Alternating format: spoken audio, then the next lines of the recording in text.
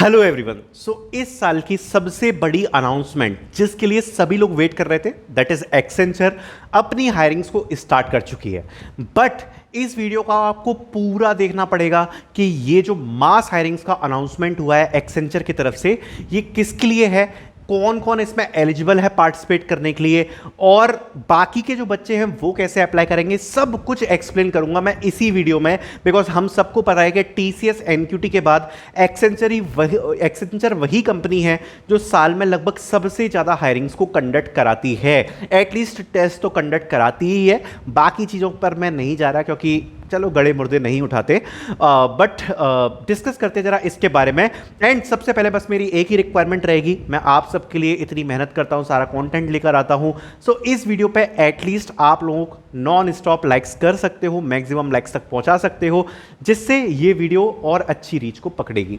Start करते हैं with all the details. अच्छा, एक चीज मैं आपको और समझाऊंगा इस वीडियो में, चाहे आप ऑन कैंपस कैंडिडेट हो चाहे ऑफ कैंपस कैंडिडेट हो, क्या एलिजिबिलिटी रहने वाली है और कब अभी कौन लोग अप्लाई कर सकते हैं, बाद में कौन अप्लाई कर पाएंगे, सारी डिटेल्स आपके साथ शेयर करने वाला हूं। वीडियो को लास्ट तक जरूर देख लेना। Let's start with all the details. सबसे पहले तो मैं आपको एक्सेंचर के मॉक टेस्ट के बारे में बता देता हूं।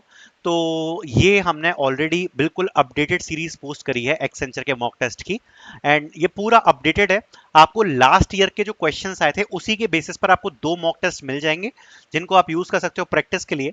प्रैक्टिस मॉक टेस्ट में आपको मल्टीपल यहाँ पर टेस्ट मिलने वाले हैं जो कि आपको टाइमर के साथ प्रोवाइड कराए जाएंगे, एंड ये भी आप यूज कर सकते हो अपनी प्रैक्टिस के लिए। देन आपको शीट्स मिल जाएंगी। टेक्निकल एमसीक्यू प्रैक्टिस करने के लिए 10 आवर्स के मॉक टेस्ट हैं। 10 आवर्स, आप खुद सोचो कि कितना ज्यादा कंटेंट यहां पर प्रोवाइडेड है। उसके बाद एमसीक्यू, मतलब जो आपके माइक्रोसॉफ्ट ऑफिस है उसके एमसीक्यू के अलग से पीडीएफ प्रोवाइडेड है। इसकी जरूरत नहीं पड़ेगी वैसे आपको, क्योंकि इसी में हमने बहुत सारा प्रोवाइड कर दिया है। देन प्रैक्टिस टेस्ट, एप्टीट्यूड के लिए 8 आवर के मॉक टेस्ट आपको प्रोवाइडेड हैं। ये सारा आपका मॉक टेस्ट की सीरीज होगी और प्रीवियस ईयर के कोडिंग क्वेश्चंस का कलेक्शन आपको दिया हुआ है। इसकी लिंक आपको डिस्क्रिप्शन में मिल जाएगी। मात्र 150 रुपीज अभी इसकी प्राइस है। अगर आपने अर्जुन सीरीज खरीद रखी है तो आपको इसको परचेज करने की कोई जरूरत नहीं है, उसमें सब कुछ ऑलरेडी अवेलेबल है। अर्जुन सीरीज वाले बच्चे इसको ना खरीदें। बाकी अगर आपने नहीं खरीदी है, केवल एक्सेंचर के लिए अगर आप प्रिपेयर कर रहे हो, तो आप इसको डेफिनेटली परचेज कर सकते हो। लिंक आपको डिस्क्रिप्शन में मिल जाएगी। और अभी इसकी प्राइस कम है, अभी हम इसको इंक्रीज करेंगे, बट अभी आप इसको परचेज कर सकते हो अगर आपके कॉलेज में एक्सेंचर आ रही है तो। स्टार्ट करते हैं एक्सेंचर हायरिंग की सारी डिटेल्स के साथ, एंड काफी इंटरेस्टिंग डिटेल्स हैं तो डिस्कस कर लेते हैं जरा एक बार। सबसे पहले ये जो हायरिंग है इसके मैं डिटेल्स स्टार्ट करूंगा सारे के सारे शेयर करना विथ प्रूफ्स, ऐसे सब कुछ, किन बच्चों के लिए हायरिंग आई है, ऑफ कैंपस का क्या सीन है, सब कुछ। Accenture will be conducting the campus placement drive soon. Details are as follows. Eligible courses are BTech all streams, MTech all streams, MCA, MSc IT 2026 passing out batch only. 2026 batch के लिए है ये वाली opportunity, जिसमें BTech सारी streams के लिए eligible है, एमटेक भी एलिजिबल है, एंड एमसीए एलिजिबल होने वाला है, एंड एमएससी भी यहाँ पर एलिजिबल होने वाला है। एंड ये 2026 बैच के लिए है, ऑन कैंपस हायरिंग है। जिनको अभी सारे कॉलेजेस ने तो अनाउंस नहीं किया, बट ऑन कैंपस में कुछ कॉलेजेस ने रजिस्ट्रेशंस को स्टार्ट कर दिया है। Pan card is mandatory for, अभी मैं सारी डिटेल्स सारी शेयर करूंगा, प्लीज टेंशन मत लेना, मेरे साथ प्लीज बने रहो। ऑफ कैंपस के बारे में भी बात करूंगा, सब कुछ करूंगा, प्लीज प्लीज। मैं आपको दोबारा बोल रहा हूं, बी विद द वीडियो, सारी डिटेल्स मैं क्लियर करूंगा। अभी मेरे को एक बार बस डिस्कस कर लेने दो, ठीक है। All students must submit a pan card while attaching with a photo. This is mandatory for only identification needed in the registration process. PAN cards made when student was a minor not be entertained if provided candidate will be rejected from the process. तो PAN card updated होना चाहिए। We will not consider PAN card application acknowledgement as proof. PAN card proper आपका चाहिए। PAN card which has photo is mandatory, the only identity proof accepted during the officer document verification process.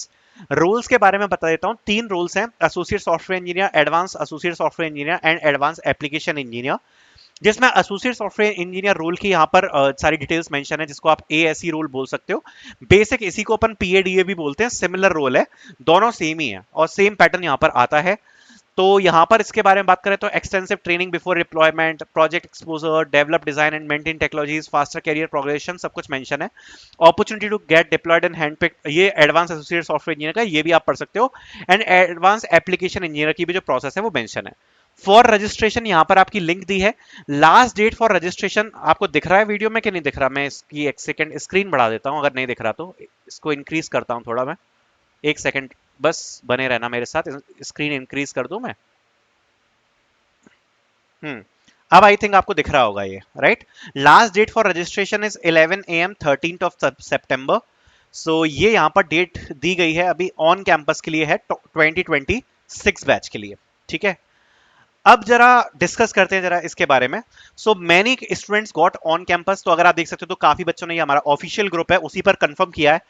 अभी Accenture high है on campus, हाँ, and इनने भी confirm किया था on campus दोनों आई हैं, इन्फोसिस एंड एक्सेंचर। अभी करंटली दोनों companies Infosys and Accenture on campus आ रखी हैं। इन्फोसिस का जो जॉब डिस्क्रिप्शन था मैंने आपको लास्ट वीडियो में यहां पर शेयर किया था, करेक्ट? सो लास्ट वीडियो में मैंने आपको पूरा जॉब डिस्क्रिप्शन इन्फोसिस का कैसे सिलेक्ट होना है वो सब मैंने आपको लास्ट वीडियो में सिलेक्ट करना है, आपको सब कुछ मैंने एक्सप्लेन किया था। इस वीडियो में एक्सेंचर की बात कर रहे हैं। तो ऑन कैंपस में अभी काफी सारे कॉलेजेस में एक्सेंचर का रजिस्ट्रेशन हुआ है। कुछ चीजें अभी मैं और क्लियर करूंगा, टेंशन बिल्कुल भी मत लेना, अभी भी कहूंगा आगे वीडियो में बने रहो। अब मेन चीज को डिस्कस कर लेते हैं जो आप लोगों के मन में सवाल है, which is Accenture off campus. देखो अभी 2025 बैच के लिए ऑफ कैंपस का रजिस्ट्रेशन नहीं आया है एक्सेंचर का। आप पूछ रहे हो कि कब आएगा, तो देखो एक्सेंचर की तरफ से हमेशा ऑन कैंपस हायरिंग से स्टार्ट करी जाती हैं, उसके पैरेलल यहाँ काफी टाइम ऑफ कैंपस हायरिंग्स करी जाती हैं। बट इस बार चूंकि रिक्वायरमेंट्स कम थी तो अभी तक 2025 बैच का ऑफ कैंपस नहीं आया है। बट आज से सही लगभग एक साल पहले यहां पर एक्सेंचर ने हायरिंग्स को पॉज कर दिया गया था, और आज का दिन है जब एक्सेंचर ने अपनी हायरिंग्स को रेज्यूम किया है। एंड ये एक बहुत ही बड़ी खबर है, बिकॉज जैसे ही एक्सेंचर हायरिंग रेज्यूम करती है, यहां पर एक एक्सपेक्टेड है कि आने वाले 1 से 2 मंथ में शायद हमें एक्सेंचर का ऑफ कैंपस रजिस्ट्रेशन भी देखने को मिलेगा। और अब तो इसकी संभावना पॉसिबिलिटी बहुत ज्यादा बढ़ गई है, बिकॉज ऑन कैंपस 2026 बैच का जो हायरिंग है वो स्टार्ट कर दिया है एक्सेंचर ने 2026 बैच के लिए। एंड ऑफ कैंपस का जो हायरिंग है मैंने आपको पहले भी बताया था, एक्सेंचर की तरफ से अब यहां पर लगभग 90% तक ऑनबोर्डिंग्स कंप्लीट हो चुकी हैं, और इस सिचुएशन में एक्सेंचर कभी भी ऑफ कैंपस की जो हायरिंग्स होती है वो अनाउंस कर देती है। सो मैं आपको क्लियरली यहां पर बताना चाहूंगा कि जो ऑफ कैंपस की हायरिंग है वो डेफिनेटली अब काफी हाई चांस हो गए हैं कि बाय नेक्स्ट मंथ और बाय सेकंड नेक्स्ट मंथ, मतलब आप ये मान के चलो नवंबर तक शायद हमें देखने को मिल जाए, या हो सकता है अक्टूबर में ही देखने को हमको मिल जाए, बिकॉज फाइनली एक्सेंचर ने अपनी हायरिंग्स को रेज्यूम करी है।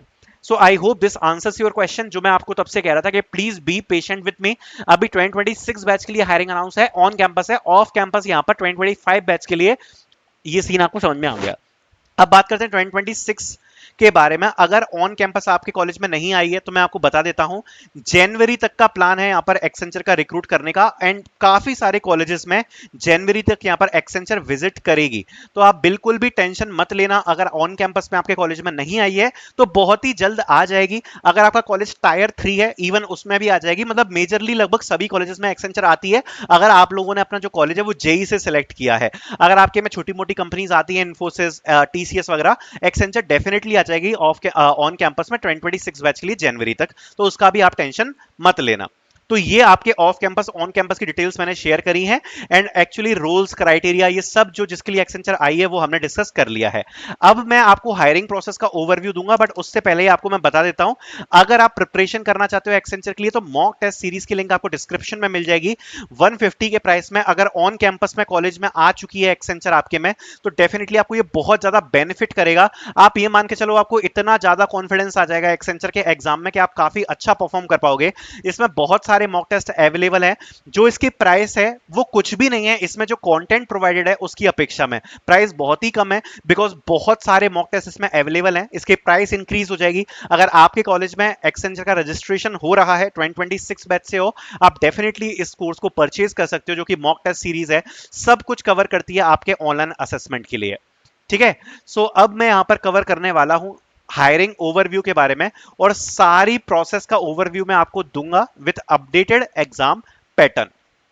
ठीक है, सो इसको एक बार जरा डिस्कस कर लेते हैं, हम यहाँ डिस्कस करने वाले हैं। अब यहाँ पर एक्सेंचर आपको 2 पोजीशंस ऑफर कर रही है। यहाँ पर पहली पोजीशन है एसोसिएट सॉफ्टवेयर इंजीनियर या फिर packet package application development associate, जिसका जो पे पैकेज है आपको 4.61 एलपीए मिल रहा है। और दूसरी पोजीशन है वो है एडवांस एसोसिएट सॉफ्टवेयर इंजीनियर।